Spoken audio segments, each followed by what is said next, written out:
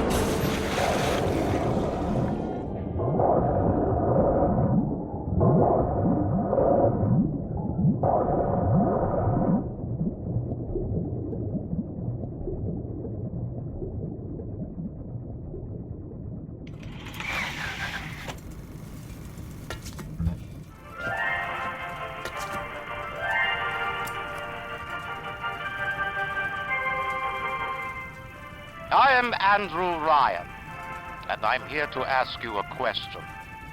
Is a man not entitled to the sweat of his brow? No, says the man in Washington, it belongs to the poor. No, says the man in the Vatican, it belongs to God. No, says the man in Moscow, it belongs to everyone. I rejected those answers. Instead, I chose something different. I chose the impossible. I chose rapture.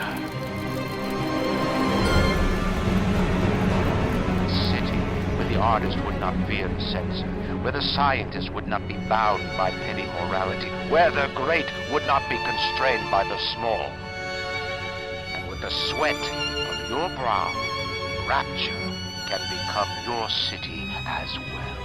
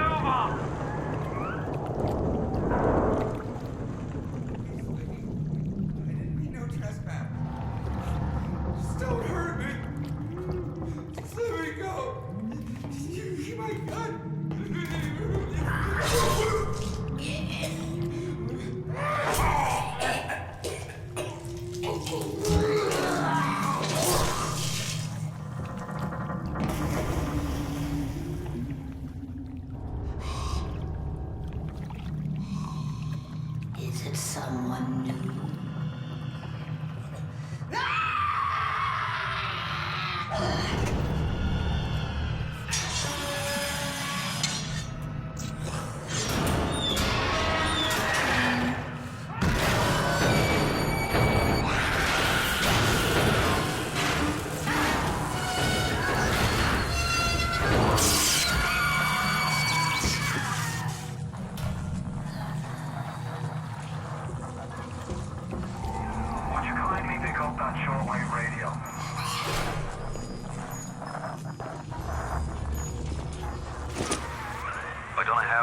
That plane crash, but I've never been one to question Providence. I'm Atlas, and I aim to keep you alive. Now keep on moving. We're gonna have to get you to higher ground. Take a deep breath and step out of the bathysphere. I won't leave you twisting in the wind. We're gonna need to draw her out of hiding, but you're gonna have to trust me.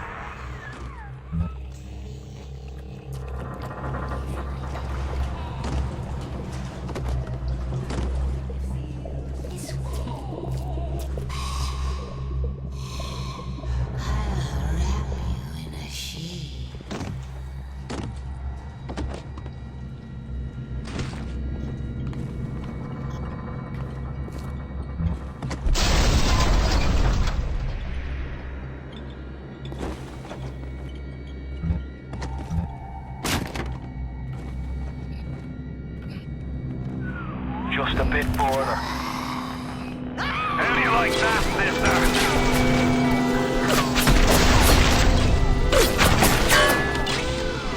Now, would you kindly find a crowbar or something? Bloody splicer. Seal Johnny in before they... Goddamn splicers.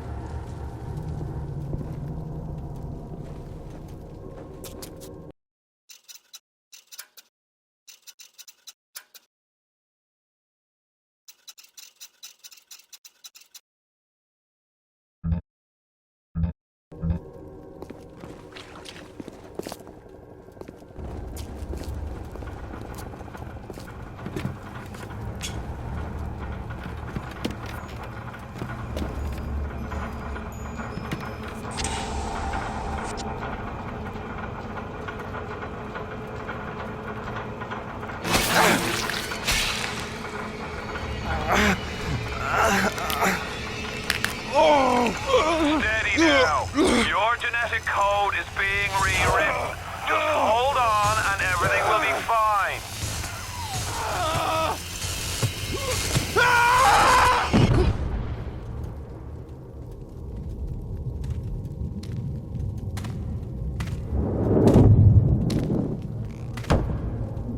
This little fish looks like he just had his cherry popped. Wonder if he's still got some Adam on him.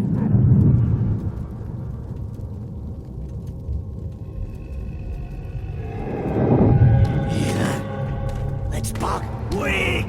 You're a weak chopper. This little fish ain't worth towing it with no big daddy. Yellow! Always have been.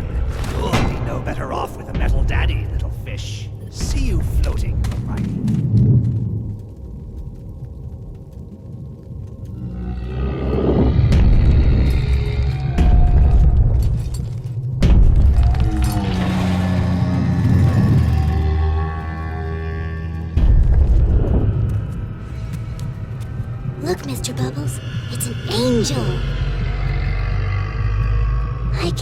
light coming from his belly. Wait a minute. He's still breathing. It's alright. I know he'll be an angel soon.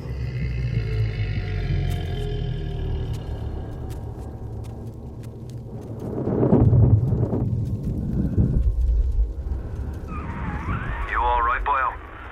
First time plasmid's a real kick from a mule. But there's nothing like a fistful of lightning now, is there?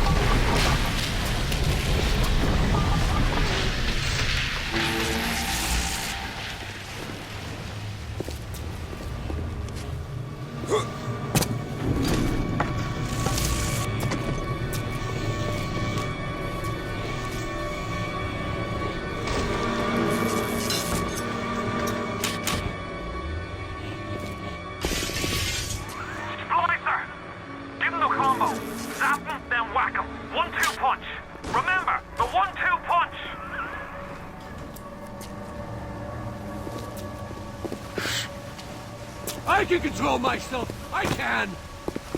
Come back! I didn't mean anything by it!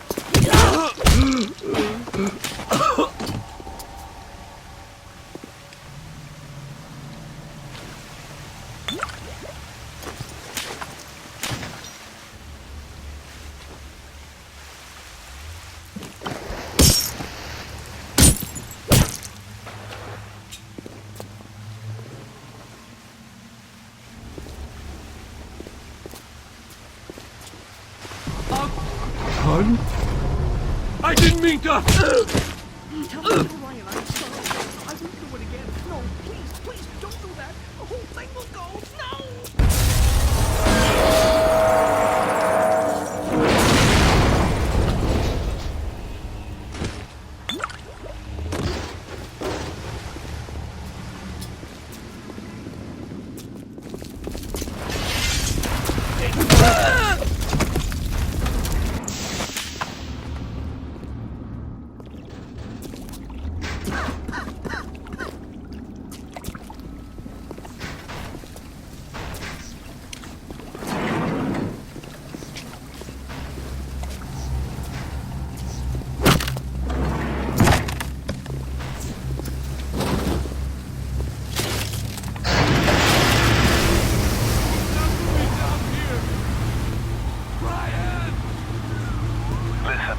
I've got a family. I need to get them out of here. But the splicers have cut me off from them. If you can reach them in Neptune's bounty, then maybe, just maybe...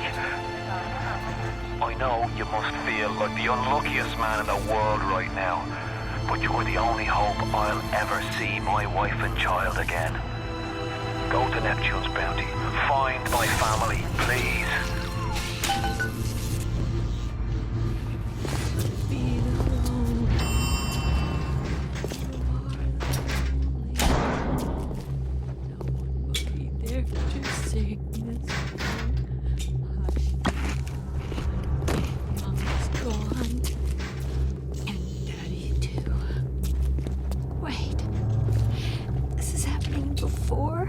None. Why aren't you here? Why? Plasmids changed everything. They destroyed our bodies, our minds. We couldn't handle it. Best friends butchering one another. Babies strangled in cribs. the whole city went to hell.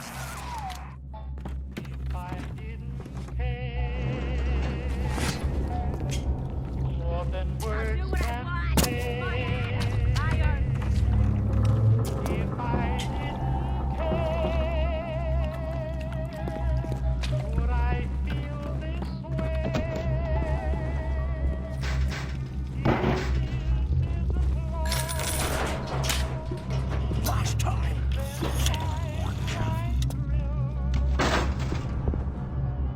And what makes my head go round and round while my heart stands still? Big idea, Charlie. Charlie! Charlie, where you going? Ah, Charlie! Would my What are you doing? Too spliced up. I'm too spliced up. Nobody's gonna want me.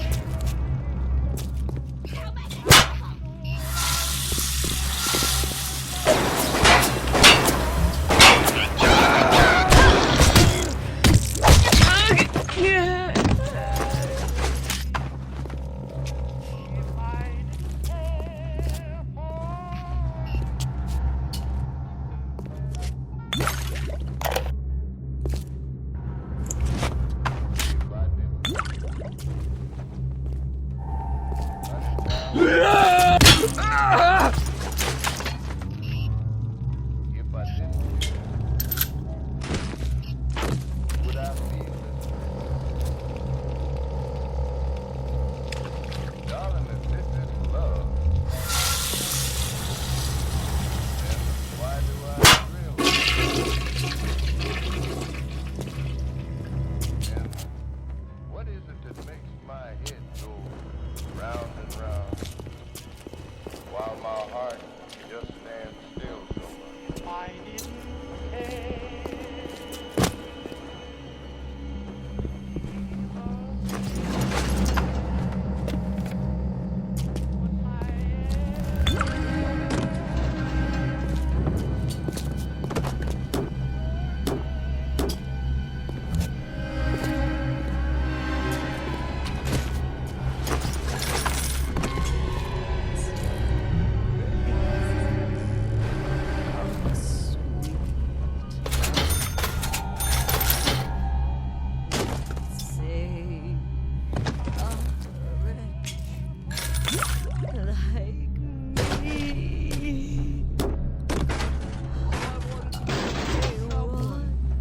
But this fucking place is poisonous.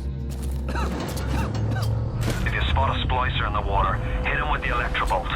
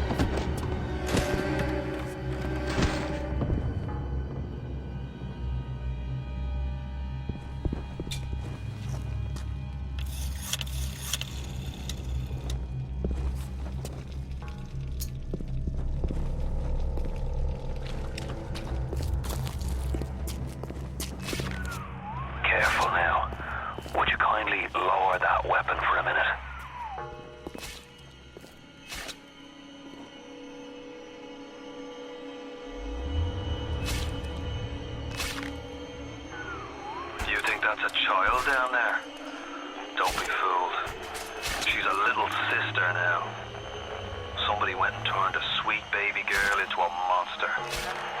Whatever you thought about right and wrong on the surface, well, that don't count for much down in Rapture. Those little sisters, they carry Adam, the genetic material that keeps the wheels of Rapture turning. Everybody wants it, everybody needs it.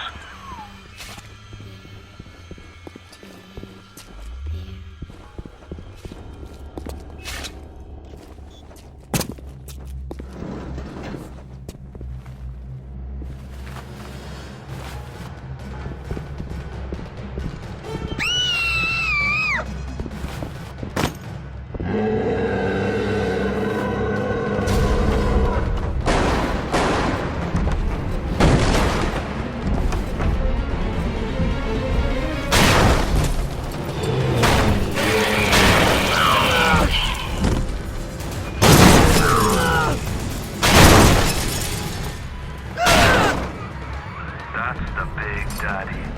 She gathers Adam, he keeps her safe.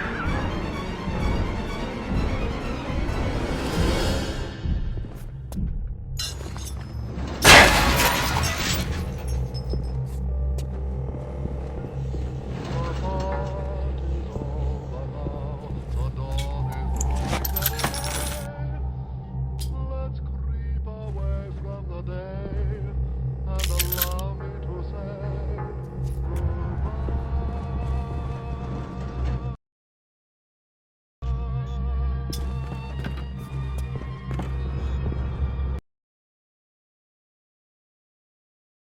Hey, I'm Jeff Keighley here in Boston to go behind the scenes to hear some untold stories about the making of BioShock with Ken Levine and Sean Robertson.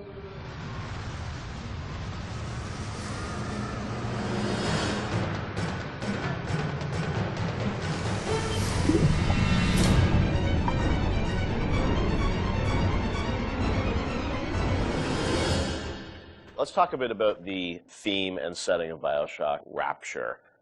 I think a lot of people, when they played the game for the first time, Ken, they wondered, how did you even dream up this place? And I know you said publicly before that part of the reason you sort of, what led you to Rapture was this idea of fully simulating a place. Tell us about that sort of idea and the frustrations you had with other games where you sort of hit a bound. I think our philosophy was always to do what we were doing 100% rather than try to do something bigger and do it 50% or 40%. So one of the ideas of, and this sort of came from System Shock 2 as well, where you focus on an area that you can really bring to life and you kind of eliminate the questions of, well, why can't I go over the bridge to New Jersey? So we were able to really make a place, I think, that felt believable and real, even though in actuality it was really quite limited. But we just sort of dressed it with all these buildings outside that were all, were all basically glorified fakes. We let the story drive what we needed to show rather than some kind of like predetermined map which we set down, which is a little different than like System Shock 2, where we actually mapped a spaceship out deck by deck. Yeah. Because I don't know what the philosophy felt a little different there, because you want to feel like a real spaceship that was sort of stacked on top of each other. Rapture was free to sprawl across the ocean floor. Although you guys originally, John, were talking about doing this game on a sort of spaceship again, right? Yeah, when we first started talking about what the spiritual successor to System Shock 2 was going to be, Spaceship came up, but again, we wanted a limited environment, and we didn't necessarily want to do Spaceship again. And our first actual exploration of this space was underwater, but ultimately ended up looking like a spaceship. It just happened to have a couple of seaweed fronds outside. And that started to push us towards what artistic statement that we wanted to make this look different, and what rules we were going to set for the world. How at every turn we were going to try to remind the player that they were in fact underwater and that this wasn't a spaceship. And how, like, underwater, we obviously know you did underwater, then sitting in the sky, like where did you come with the idea of like doing this underwater? I think there was probably a conversation. It's like, well, what kind of places could be cut off from other places? Yeah. Like, well, spaceship, summer camp, any island notion, right? Something that's cut off from the rest of the world. Yeah. So you never felt like you should be able to go over that bridge to New Jersey. I don't want to apply some deep and meaningful conversation. I think it was one of those ideas that you just kind of say, and then everybody's, that sounds cool. Let's try that. Let's go for it. And I think it lended itself to having very nice views out the window without having to build an insane amount of unique assets. Right. By today's standards, we still were a small team back then. And there's an expectation that because you're underwater, the view distances are going to be short, so you can really kind of fade out into the fog at a short distance and not have the expectation that, why can't I see forever? So there's a lot of limitations in a good way that we put on ourselves by being underwater, as opposed to like if you're on a cruise ship, then you'd expect to see across the water and we'd have to deal with that. Same thing with an island. Or and in you a have city outdoor in the sky. Where yeah, exactly. Which was a lot more complicated, yeah. So you came up with the idea of let's do this underwater, let's do this sort of isolated place. Then you had to answer the question of, why would someone build this? Is that sort of how it worked, sort of order of operations? You then had to come up with a story to explain? Yeah, I think we wanted a very believable reason why they'd be there. Right. And sort of the necessary isolation of the place sort of led to, well, what kind of person would want to do this? And I wasn't even particularly aware of the sort of political implications of what I was reading, but I've been reading, I had read The Fountainhead. Right. By Ayn Rand, and I mostly thought it was an interesting story. Like, I didn't realize that people were sort of basing their sort of political lives around it, because I wasn't that tuned in to that stuff at that point. And so, but I love the dialogue and the kind of speechifying in it, because you can see a video game character speaking with that kind of certainty and that kind of confident philosophy. It just seemed like a natural kind of thing to apply to this place, and so it just sort of all came together as a sort of who is the guy who would do this? Well, that character. He was sort of this amalgamation of characters from Ayn Rand's books and Ayn Rand herself. This sort of idealistic person who says, well, the only way to do this is to separate from the rest of the world, and that led to Andrew Ryan. I am Andrew Ryan, and I'm here to ask you a question. Is a man not entitled to the sweat of his brow? No, says the man in Washington, it belongs to the poor. No, says the man in the Vatican, it belongs to God. No, says the man in Moscow, it belongs to everyone. We knew from a technical standpoint that we wanted isolation. We also knew to sell it, we needed a compelling storyline, a backstory that why would this place exist? Otherwise, how are we going to make Rapture feel like it's lived in if we don't have the reason for it to be there? So once we decided on the underwater location and then the closed off spaces, that objectivist story kind of came in and made the art stronger and made the level design stronger, because we could feed back into that loop. And I think that's why we had to have sort of Andrew Ryan's pitch right at the beginning of the game. We wanted people to understand why somebody would go there. And so he makes this very personal one-to-one pitch to the gamer, but also that was the pitch he'd make to people, which was, there's a place that you can be free of all these things, where you can not be sort of put upon by the government and not be afraid of nuclear war and not be afraid of all these other things that will plague you on the surface. We wanted that pitch to sort of resonate and make sense, because that's otherwise by the time you got there you'd be like, well, this place is just fantasy, nobody would ever come here. And that the beauty of the place was also tied into that. It had to be a very attractive proposition, or people who would believe that people would go leave their lives and go to the bottom of the ocean. I'm sure in some ways you had to convince the team and enroll them in your sort of vision of who this character was going to be and what the setting was going to be. How did that work, Sean? I mean, did Ken come in and say, hey, I've been reading these books, and I think we could sort of... I believe he just came in one day on a horse and said, Ayn Rand, everybody read The Fountainhead. Exactly. I bought 30 copies of it. Yeah, I think, here's a 2,000-page book or something. Yeah. Go read it. I mean, it really is more organic. Like I said, we knew that we had this location, and you struggle to fill it with stories, and you struggle to find meaning of why does this place exist? What's my motivation? And as Ken started to explore Ayn Rand a little more and started talking to us about it, and we were having that conversation, and it's like, oh, this could totally work. Like, this is exciting. Like, this is something that really hasn't been done in a video game before. And if we had flipped it and come up with the idea first before the location, I don't think we would have really been that excited about it. But we had a location, and now we're trying to fill it with that story. And because of the order of operation there, you start to get excited, like, oh, I could totally make this work. This is going to really make it feel like a lived-in space. You know, as you think of sort of the the setting, and you think of maybe a character or something, was there a moment that you think back as like, oh, like right then and there, like I got excited when you attached the For me, it was going to Rockefeller Center and seeing the visual. So I told this story before, but my wife and I were in New York, and we went to Rockefeller Center, which was, if you go to Rockefeller Center, it basically looks exactly like Rapture. It's because every building, you're sort of encircled. It's this block in New York, or a couple of blocks in New York, where Radio City Music Hall is, and where 30 Rockefeller Plaza is, where you see that show 30 Rock, and the ice skating rink, and where they put the Christmas tree. And it's this very iconic location, but what's cool about it, it's all one, unlike the rest of the city. Everywhere you look, it's one architectural style. It's Art Deco. And it's very iconic Art Deco. And my wife and I were there, and we were sort of working on the game, and we didn't have a visual style. And all of a sudden, I started looking around, and I said, oh, this could be a visual for the game. Also, the geometry of it was actually quite conducive to making a video game, because it wasn't overly complicated geometry. Art Deco is quite bold and simple. Bold and geometric, and simple. And so my wife and I bought a couple of tourist cameras this was before iPhone cameras, exactly. Throwaway cameras, yeah, throwaway cameras, those little Kodak things, and we just started photographing doorknobs and light fixtures, and just sort of we developed the photos. Remember that? Brought them in and said, "Come to the office. Here's a stack of stuff. Here's a stack of photos. Take a look. I'll see you guys in a couple of years. Go make this." City where the artist would not fear the censor, where the scientist would not be bound by petty morality, where the great would not be constrained by the small.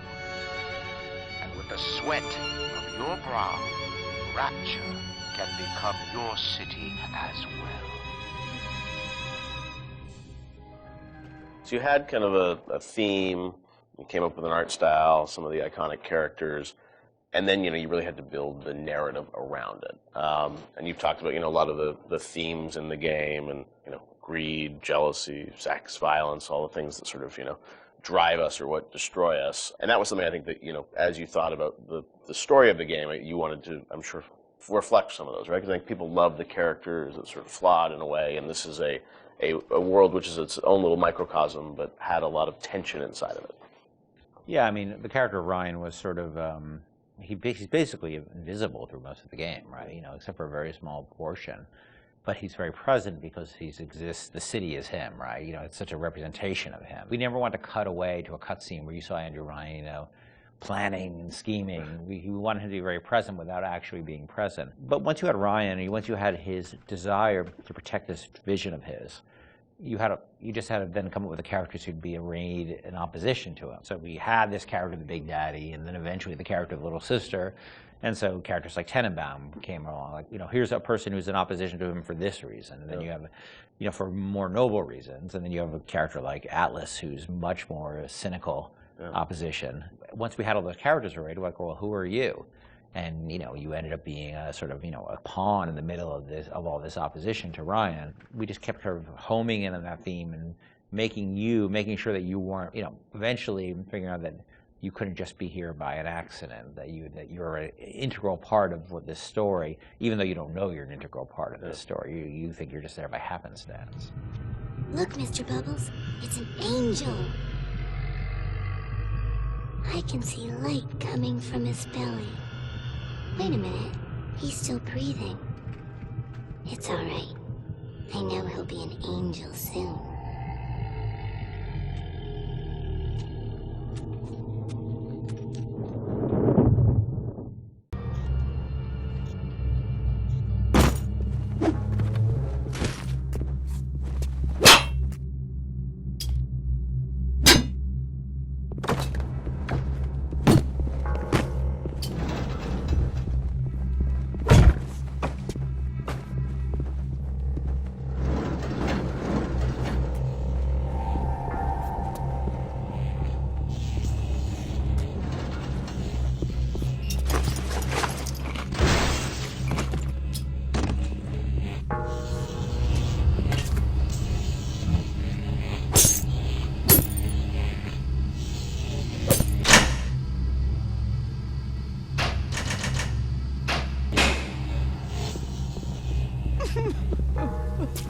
evil, uncouth, uncultivated!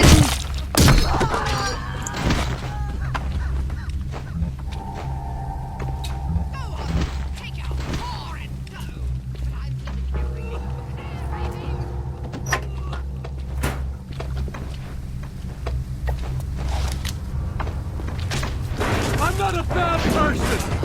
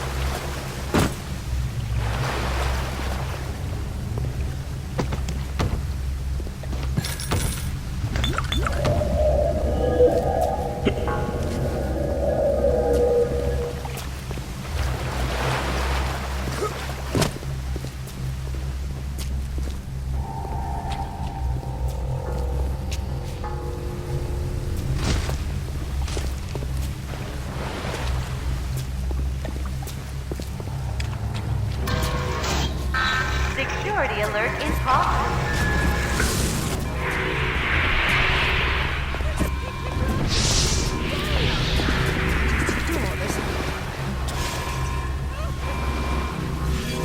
How dare you touch me!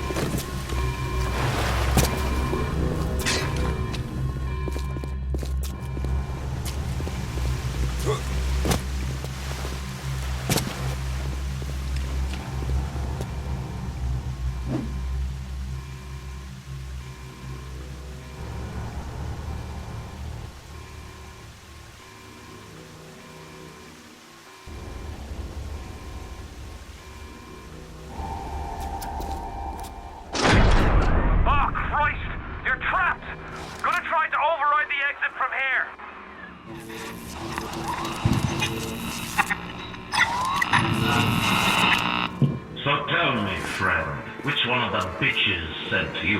The KGB wolf or the CIA jackal? Here's the news. Rapture isn't some sunken ship for you to plunder. And Andrew Ryan isn't a giddy socialite who can be slapped around by government muscle. And with that, farewell, or das Lodanius, the champion.